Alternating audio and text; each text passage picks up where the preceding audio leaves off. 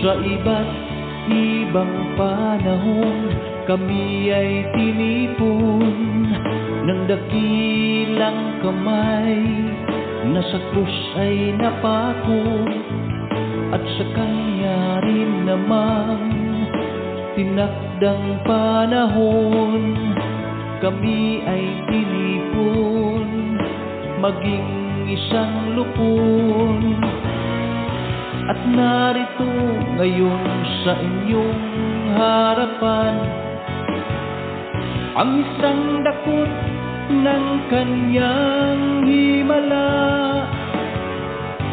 Kami na dati talagang masama, binago niya, pinagpala.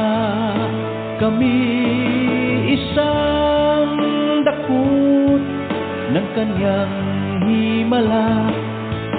Mga makasalanang pinuspos niya ng awa, ngunit hindi upang sarilinin ang biyaya, kundi upang aming ihayag sa madla.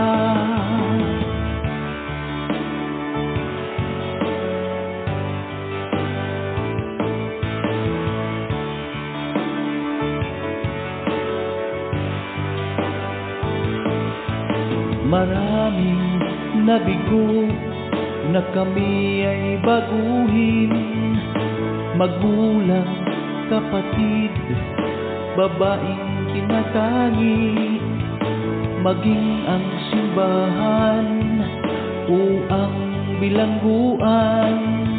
Nabigo kami gisingin sa katotohanan. Subalit nung kami na ay hipuin, kamay ni Jesus na naghirap para sa atin. Ang pagbabagong totoo ay dumating sa bawat buhay ng isa sa amin. Kami isang dakot ng kanyang himala. Mga makasalanang pinuspos niya ng awa, ngunit hindi upang sarilinin ang biyaya, kundi upang aming ihayag sa madla. Kami isang dakot ng kanyang himala, ihahayag ng aming awit ang kanyang ginawa. Kami isang dakot ng kanyang himala, ihahayag ng aming awit ang kanyang ginawa. Kami isang dakot ng kanyang himala,